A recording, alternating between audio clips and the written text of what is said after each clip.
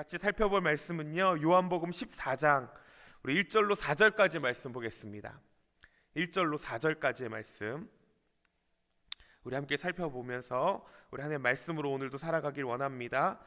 우리 신약 171페이지입니다. 요한복음 14장 1절로 4절까지 말씀 보겠습니다.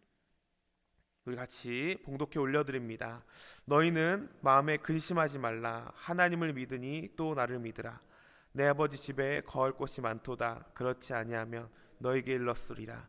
내가 너희를 위하여 거처를 예비하러 가노니 가서 너희를 위하여 거처를 예비하며 내가 다시 와서 너희로 내게 영접하여 나 있는 곳에 너희도 있게 하리라. 내가 어디로 가는지 그 길을 너희가 아느니라. 아멘. 지난 월요일 이돈 장로님의 천국 환송 예배가 있었습니다. 예배 순서 중에서 둘째 따님이 조사를 하게 되었는데, 저희가 잘 알고 있는 것처럼 그 조사의 마지막 부분에 저는 제 인생의 목표와 목적지를 다시 한번 발견하게 되었습니다. 따님께서 이렇게 고백하셨죠. 아빠, 내년에 우리 온 가족이 디즈니 월드에 같이 가기로 약속했는데 잠시 후에 디즈니 월드보다 더 좋은 천국에서 다시 만나요. 그러면서 할렐루야를 외치며 내려왔던 그 따님의 모습이 아직도 머리에 이렇게 기억이 남고 제 마음에 이렇게 항상 떨림으로 남아져 있습니다. 그 모습을 보면서 장로님과 예수님께서 함께 정말 기쁨의 눈물을 흘리지 않으셨을까라는 생각까지 해보게 되었습니다. 우리가 살아가는 이 인생길에 있어서 우리의 최종 목적지를 정확하게 알고 있는 것은 매우 중요합니다. 아니, 어떻게 보면 우리 그리스도인들에게 있어서는 가장 중요한 일이라고 생각할 것 같습니다. 정말 우리가 가는 이 여정 가운데 최종 목적지가 천국으로 맞춰져서 살아가는 우리의 인생이 그리스도인으로서 살아가는 인생의 목적이 되어야 될 줄 믿습니다. 특별히 우리가 어느 길을 처음 갈 때 우리는 어쩔 수 없이 지도나 내비게이션을 의지할 수밖에 없습니다. 가보지 않았으니까요. 마찬가지로 우리가 천국의 이 여정을 걸어가는 이 길 가운데 내가 가본 적이 없는 길을 우리가 걸어가고 있기 때문에 우리는 우리 인생의 지도 되시고 우리 인생의 내비게이션 되시는 예수 그리스도의 인도하심을 따라 나아가야 될 줄 믿습니다.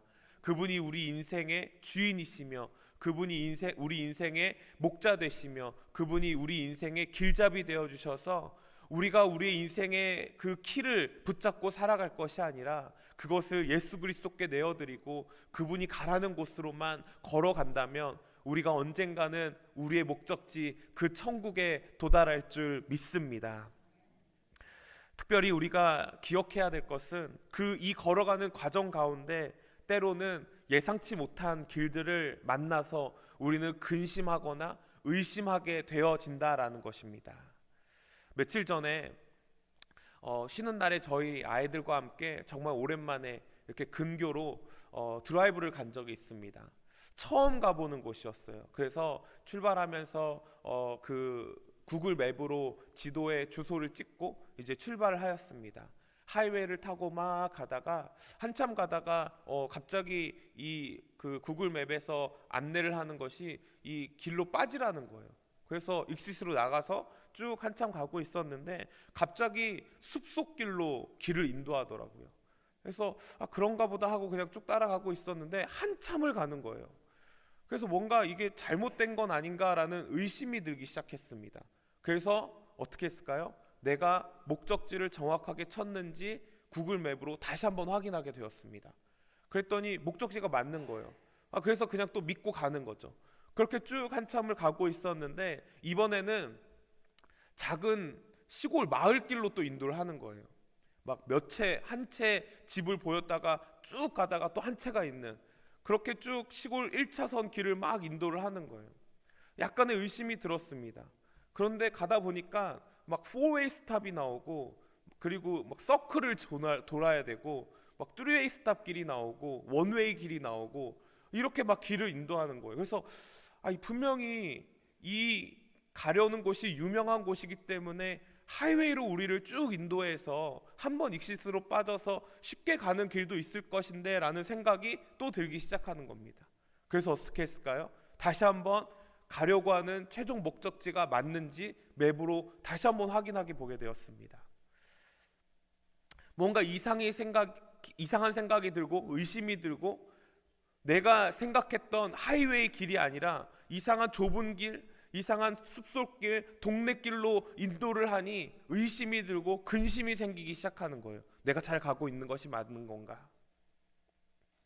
그럼에도 목적지만 정확하게 적혀져 있으면 결국 내비게이션은 우리로 하여금 그 목적지에 도달할 수 있도록 해준다라는 것입니다. 사랑하는 성도 여러분, 우리는 코로나 바이러스로 우리가 인생에 접해보지 못한 아픔을 겪고 있습니다. 현실적인 어려움, 두려움, 근심, 걱정이 우리 인생, 우리 현실 가운데 놓여져 있습니다. 한 번도 가보지 못한 내가 예상한 천국에 걸어가는 그리스도인으로서의 신앙을 가지고 걸어가는 이 길이 좋은 길만 놓여있고 꽃길만 놓여있을 줄 알았는데 예상치도 못한 일들을 우리가 경험하고 있는 거예요. 그럴 때 우리가 무엇을 해야 될까요? 내가 걸어가는 이 길의 최종 목적지가 천국이 맞는지 다시 한번 그 목적지를 점검하고 갈 필요가 있다라는 것입니다. 오늘 이 새벽 시간에 우리가 정말 다시 한번 내 인생의 최종 목적지가 천국으로 정확하게 찍혀 있는지 돌아볼 수 있는 시간이 될 수 있기를 예수님의 이름으로 축복합니다. 그러면서 우리가 봐야 될 것이 이 철로 역정의 이야기인 것 같아요. 철로 천국으로 가는 역정, 가는 과정의 이야기들인 것이지요. 너무나 잘 보여주고 있는 책이라고 생각이 듭니다. 천국 순례의 여정을 걸어가는 사람들에게 있어서 어떻게 보면 필독서와 같은 그런 이 책의 내용 가운데 우리는 지금까지 수없이 많은 주인공 크리스천이 어려움을 당하고 힘듦을 당하면서도 수없이 많은 유혹을 뿌리치고 지금의 여정까지 잘 걸어온 것을 살펴보았습니다. 지난주에 철로 역정의 주인공 크리스천과 소망씨가 절망의 감옥에서 겨우겨우 목숨을 건져내서 빠져나오게 됩니다. 두 가지 방법을 사용했지요. 하나님의 선하신 계획을 철저하게 의지하는 것, 또 한 가지 간절히 기도한 것. 이 간절히 기도함으로 하나님께서 자신에게 주어진 약속의 열쇠를 발견하고 그 약속의 열쇠로 감옥 문을 열고 겨우겨우 탈출에 성공을 합니다. 탈출에 성공한 이 두 사람은 길을 잃어버려 방황하는 인생이 되어져 버렸습니다. 근심이 쌓였고 의심이 쌓였습니다. 내가 과연 끝까지 갈 수 있을 것인가? 앞으로 몇 번이나 더 죽음의 고비를 넘겨야 그 천국에 도달할 수 있을 것인가? 언제까지 가야 하는 것인가? 얼마나 많은 유혹을 이겨내야 되는 것인가? 그런데 과연 내가 할 수 있을까? 과연 나를 기다리고 있는 왕이 있기나 한 것인가? 이 근심과 두려움에 쌓여버립니다. 오늘 우리가 살펴본 마태복음 14장부터 17장까지는 우리가 다락방 광화라고 알려져 있는 예수님의 마지막 고별 설교의 부분입니다. 십자가를 앞두시고 사랑하는 제자들과 다락방에 앉아서 주의 만찬을 나누시고 또 발을 씻기시면서 제자들에게 마지막으로 일러주고 싶었던 그 메시지들을 직접 전하고 있는 부분의 내용입니다. 그 시작을 이렇게 하고 있지요. 너희는 마음에 근심하지 말라. 예수님은 제자들에게 마음에 근심하지 말라라고 이야기하고 있습니다. 왜 그럴까요? 제자들이 근심을 하고 있으니까. 근심할 필요 없다라고 말씀하고 계시는 거죠. 그렇다면 무엇이 제자들에게 있어서 근심의 내용이 되었을까요? 13장 말씀에 보면요, 예수님께서 제자들의 발을 씻기십니다. 그리고 떡을 띠고 포도주를 나누시면서 이제 내가 곧 십자가를 대하러 가야 되기 때문에 이것을 너희가 먹을 때마다 마실 때마다 나를 좀 기념해 주지 않겠니? 발을 씻기시면서 내가 떠나간 후에 너희가 삶의 모습 가운데 보여줘야 될 모습이 이런 모습이란다. 평소와 다른 예수님의 행동에 제자들은 당황했을 것입니다. 그렇게 제자들의 발을 씻기시면서 무슨 이야기를 나누십니까? 너희 중에 한 사람이 나를 팔 것이다. 그런데 진짜로 가룟 유다가 잠시 뒤에 예수님을 팔기 위해서 그 저녁 식사 자리를 떠나서 나아가는 모습을 볼 수 있습니다. 3년간 동거동락했던 한 사람이 갑자기 우리가 따르고 있던 그 주인을 배반하는 모습을 지켜만 봐야 했던 이 제자들의 모습 가운데 근심이 쌓이게 되었던 것이지요. 또 예수님께서 이렇게 말씀하십니다. 이제 내가 너희를 잠시 떠나야 할 것이다. 그러자 예수님께서 베드로가 예수님을 향해서 가지 마십시오 예수님. 아니다, 난 가야 된다. 그렇다면 저도 가겠습니다. 내 목숨을 다해서까지 예수님을 쫓아가겠습니다. 이야기하자 예수님께서 그 베드로를 향해서 이렇게 말씀하시죠. 사랑하는 베드로야, 네 마음은 알겠다. 그러나 너도 닭이 울기 전에 3번 나를 부인할 것이니라. 예수님이 가장 사랑했던 제자에게 그렇게 말씀하시는 모습을 본 제자들에게 근심이 쌓입니다. 수제자라고 불렸던 베드로마저도 예수님을 부인한다고? 라고 하며 마음속에 의심이 들기 시작합니다. 그러니 제자들을 향해서 예수님은 이렇게 말씀하시지요. 너희는 마음에 근심하지 말라. 제자들은 마치 초행길에 앞차를 따라가고 있었는데 갑자기 앞차가 사라진 기분이 들 것입니다. 이제 과연 나는 어떻게 해야 하는가? 내비게이션을 찍고 길을 걸어가고 있었는데 휴대폰 배터리가 다 돼서 휴대폰이 꺼져버린 거예요. 이제 나는 어떻게 해야 되나? 당황스럽고 근심에 쌓여 있고 걱정과 두려움 가운데 쌓여 있던 것이 이 제자들의 모습이었겠지요. 그도 그럴 것이 예수님이 떠난다고 하시니까 3년간 내 모든 것을 바쳤는데 3년간 내 전부를 걸고 나아갔는데 이분만 따라가면 언젠간 내가 이 사람이 유대인의 왕으로서 등극해서 내가 한 자리 차지할 것 같았는데 내가 이 사람 우편에 서서 이 나라를 통치할 수 있는 사람이 될 수 있을 거라고 그물도 내어 던지고 배도 내어 던지고 가족도 내어 던지고 그렇게 내가 쫓았던 사람인데 갑자기 떠난다고 하니 성공의 욕심의 그림자가 점점 뒤처지는 것을 바라볼 수밖에 없는 이들에게는 마음에 근심이 쌓였을 것입니다. 그러니 예수님은 그들에게 말씀하시죠. 근심하지 말라고.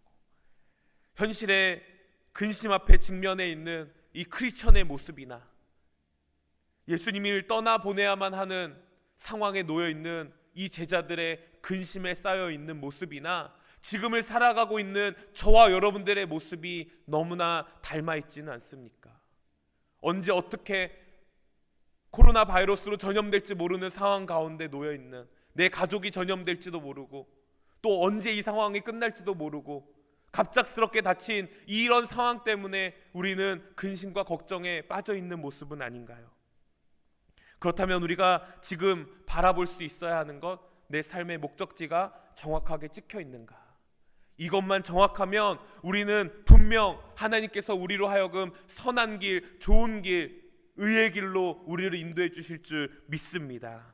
목적지가 분명히 찍고 가면 내가 생각했던 길과 다른 상황이 놓여 있다 할지라도 우리는 반드시 그 목적지에 도착하게 되어 있는 줄 믿으시기 바랍니다. 그분이 우리의 선한 목자 되시는 예수 그리스도이기 때문에. 하영주 목사님께서 근심에 대해서 이렇게 말씀하신 것이 기억이 납니다. 우리가 마음에 근심하지 말아야 할 이유, 그 첫 번째는 근심하면 하나님이 보이지 않게 됩니다. 두 번째, 근심하는 마음은 우리의 미래의 문을 닫게 만듭니다. 근심하는 마음은 최악의 상태를 상상하게 됩니다. 근심하는 마음은 자살을 생각하게 만듭니다. 잠언 말씀에도 12장 25절 말씀에 보니까요, 근심이 사람의 마음에 있으면 그곳으로 번뇌하게 된다. 근심은요, 사실 우리의 상상 속에 있는 것이라고 생각합니다. 대부분 80% 이상이 일어나지도 않을 일들에 대한 걱정과 염려가 근심으로 우리에게 다가온다고 합니다. 그래서 마귀는 우리의 그런 악한 습성들을 너무나 잘 사용하고 있는 거예요. 누가 그 대표적인 예입니까? 아브라함과 사라가 그랬잖아요. 사라가 너무나 아름다운 거예요. 그랬더니 아브라함이 이제 애굽으로 내려갈 때, 야, 애굽에 내려가면 아마 왕이 너를 보고 너무나 예뻐서 뺏어갈 수도 있을 거야. 일어나지도 않을 일들에 대한 미리 염려와 걱정으로 무엇을 계획합니까? 그러니까 내려가서 너를 누이라고 하자. 일어나지도 않을 일들에 대한 걱정과 염려로 근심에 쌓여 있는 우리의 모습, 언제 이것이 끝날까? 앞으로 내가 비즈니스가 과연 잘 되기나 할까? 내 자녀들이 과연 잘 자라주기나 할까? 미래에 대한 걱정과 두려움과 근심과 불안이 우리로 하여금 근심에 쌓여서 우리 스스로 우리의 영혼을 갉아먹는, 파멸하게 만드는 자리로 내몰아간다라는 것입니다. 그런 상황 가운데 있는 제자들을 향해서, 그런 상황 가운데 있는 우리들을 향해서 예수님께서 지금 무엇이라고 말씀하십니까? 1절 후반절 말씀에 보니까 너희가 하나님을 믿으니 또 나를 믿어라. 예수 그리스도를 믿고 나아가는 것이 근심에 쌓여있는 인생을 해결할 수 있는 유일한 방법이라는 것을 예수님 스스로가 제자들에게 제공해주고 있는 줄 믿으시기 바랍니다. 절망 가운데 빠져있던 크리스천과 소망씨에게 왕 되시는 우리 예수 그리스도께서 그들에게 기쁨의 산을 보여주십니다. 한 산을 보여주시고 그 산을 가게 하세요. 그래서 그 산을 올랐더니 그곳에는 푸르른 초원이 놓여져 있습니다. 신선한 과일들이 과수원으로 쭉 널려져 있습니다. 포도원이 있고 샘물이 있고 시원한 바람이 있고 그늘이 있고, 그들은 그곳에서 정말 오랜만에 자신들의 몸을 씻으며 목을 축이며 신선한 과일들로 자신의 배를 채우며 정말 편안하게 누워서 쉼을 누리게 됩니다. 누가 우리를 그곳으로 인도해 주십니까? 예수 그리스도, 우리의 왕 되신 분께서, 우리의 목자 되시는 분께서 우리를 그곳으로 인도해 주시는 줄 믿으시기 바랍니다. 14장에요 근심에 쌓여있던 이 제자들이요 16장까지 가서 그들의 근심이 여전히 남아있는 것을 볼 수 있습니다. 16장 16절 말씀에 보니까요, 도리어 내가 이 말을 함으로 너희 마음에 근심이 가득하도다. 근심이 시작되었다면, 14장에서 근심이 마음이 들기 시작했는데 2장이 지나서 예수님이 자신의 죽음과 그리고 다시 오심과 성령의 임재하실 것에 대한 이야기를 쭉 나누자 이들 마음에 이 말을 듣고 오히려 근심이 더 가득해져 있는 상황에 놓여 있는 것을 말씀하고 계십니다. 우리의 모습이 이럴 때가 있어요. 말씀을 듣고 의지하고 예수님이 나의 소망됨을 예수님께서 우리에게 매일 말씀하시는데도 불구하고 우리는 더 근심에 쌓여서 더 근심이 가득한 자리로 오히려 들어가고 있는 우리의 모습이 있을 때가 있는 거죠. 왜 나를 이런 곳으로 인도하는 거야? 왜 나를 이런 곳으로, 내가 원하지 않는 상황으로 이끌어 가시지? 그런데요 16장 22절 말씀, 예수님의 이 강화설교가 끝나는 부분의 지점에 있어서 예수님은 제자들에게 이렇게 말씀하십니다. 지금 너희가 근심하나 내가 다시 너희를 보리니 너희 마음이 기쁠 것이요 너희 기쁨을 빼앗을 자가 없으리로다. 그러자 그들이 마음 가운데 평안을 가지고 나아가는 모습을 볼 수 있습니다. 우리의 근심을 기쁨으로 바꿔주시는 분 예수 그리스도인 줄 믿으시기 바랍니다. 우리의 두려움과 걱정, 근심을, 염려를 우리의 기쁨과 감사와 희락으로 바꿔주실 분이 예수 그리스도임을 믿으시기 바랍니다. 나눌 수 없지만 예수 그리스도가 우리를 인도하시고 우리가 그 길에 순종하며 나아갈 때 그 길이 예수님이 인도하시는 가장 선한 길이심을 믿고 지금 내가 놓인 처한 상황 가운데서도 기쁨과 감사로 살아갈 수 있는 저와 여러분들 되어질 수 있기를 예수님의 이름으로 축복합니다. 크리스천은요 그 기쁨의 언덕에서 즐거움과 기쁨을 누리다가 4명의 목자를 만나게 됩니다. 그 목자들의 이름은 지식, 경험, 경계, 성실씨였습니다. 이 4사람을 만나서 다시 한번 내가 걸어가고 있는 이 천국의 순례의 여정길에 이곳이 그 중간 지점이라는 것을 확인받게 됩니다. 크리스천이 그 목자들을 향해서 이렇게 묻습니다. 이 산의 주인은 누구입니까? 그러자 목자들이 이렇게 대답을 합니다. 이곳은 임마누엘 주인의 땅입니다. 당신들과 함께 하시는 분이시지요.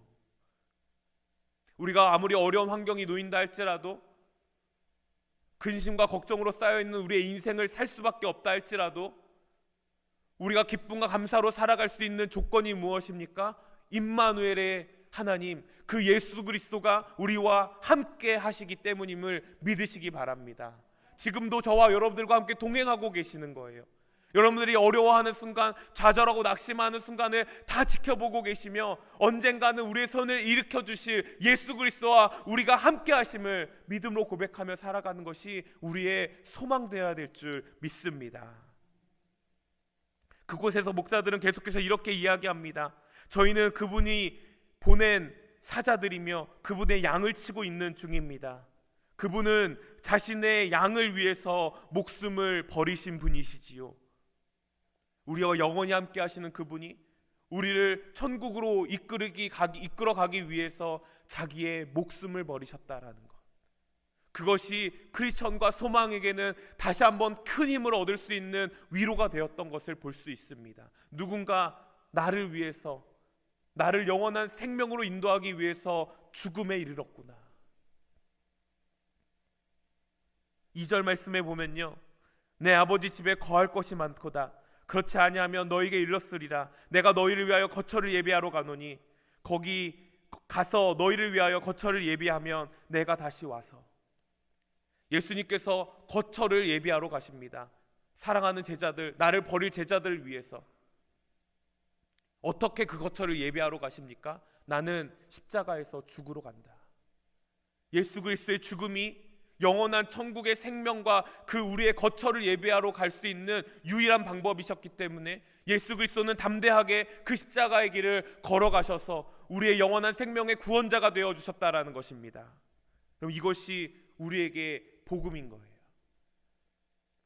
내가 그곳으로 가서 영원히 너를 떠날 것이 아니라 내가 다시 오겠다. 그때 너희는 나와 함께 내가 있을 곳에 너희가 머물 수 있을 것이다. 그곳이 어디입니까? 천국으로 내가 너희와 함께 가겠다고 약속해 주시는 거예요. 우리가 잘 부르는 찬양 중에 하나님 한 번도 나를 이라는 찬양이 있습니다.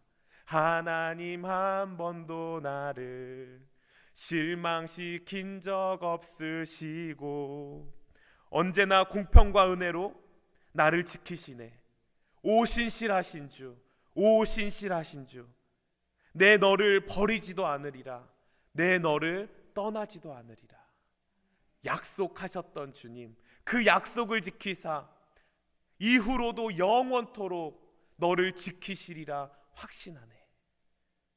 우리를 떠나지도 버리지도 고아처럼 내버려 두시지도 상한 갈대처럼 버려두시지도 않으시는 그 예수 그리스도가 우리와 영원히 함께 하시겠다라는 그 축복의 약속을 믿고 의지하면서 이 순례의 여정을 끝까지 잘 감당할 수 있는 저와 여러분들 되어지기를 예수님의 이름으로 축복합니다. 우리가 이 상황 가운데 마지막으로 바라야 될 것은 이 목자들의 모습이에요. 크리스천과 소망은 절망뿐인 이제 내가 돌아가야 하나 근심에 쌓여있는 인생에 이 목자 네 사람을 만나서 소망을 얻게 됩니다.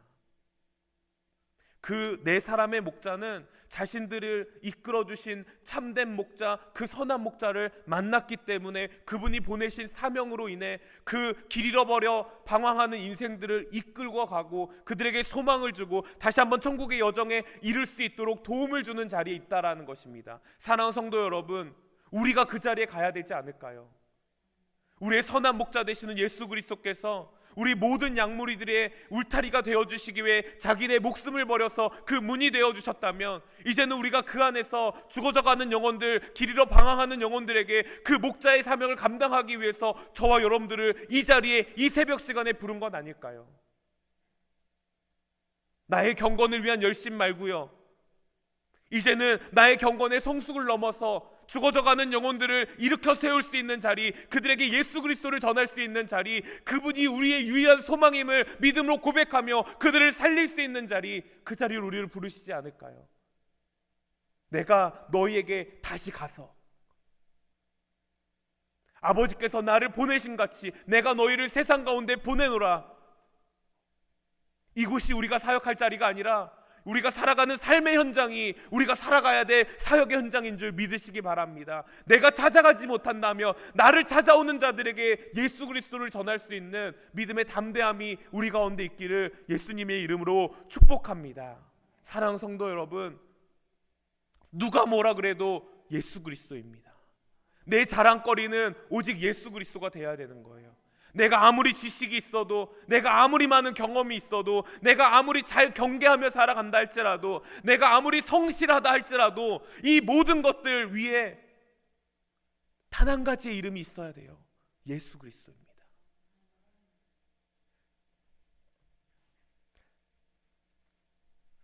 이 장로님께서 병원에 가시기 2주 전에 포도원 목장 모임을 같이 할 수 있게 되었습니다. 장로님께서 초대해 주셨어요. 그래서 그 목장 모임 줌으로 이렇게 들어가서 우리 목원들이랑 인사를 나누고, 장로님과 인사를 나누고, 이제 같이 이렇게 시간들 나눔도 하고 목장 모임을 이렇게 은혜롭게 진행하다가 장로님께서 갑자기 우리 목원분들에게 우리 성도 여러분, 우리 목원분들 우리 조 목사님 잘 모르시죠? 이러면서 저를 갑자기 소개하시는 거예요. 막 목장 나눔하고 있는 중간에. 그래서 네 이러면서 이제 인사하고 막 이러다가 장로님께서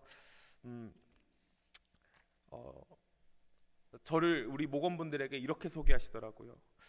조 목사님 자세히 보면 뭐 하나 잘하는 거 없는 사람입니다.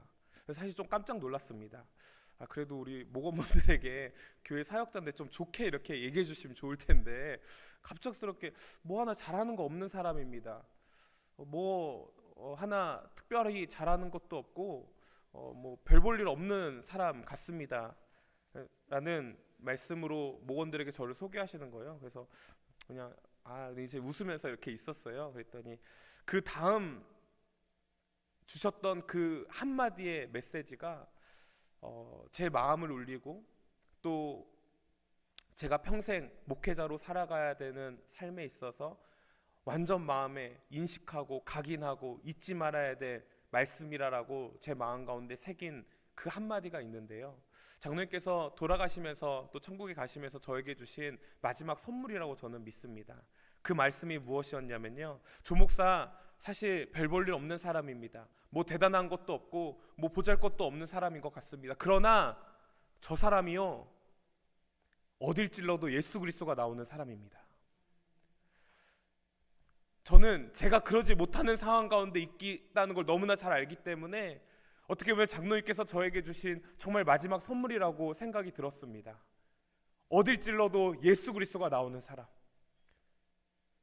무슨 말을 해도 예수 그리스도가 나오는 사람, 그것이 목회자로 살아갈 삶이 전부구나를 장로님의 입술을 통해서 저에게 하나님께서 하시는 말씀이라고 저는 믿었습니다. 사랑하는 성도 여러분, 저는 오늘 제가 받은 이 선물을 여러분들에게 나눠주고 싶습니다.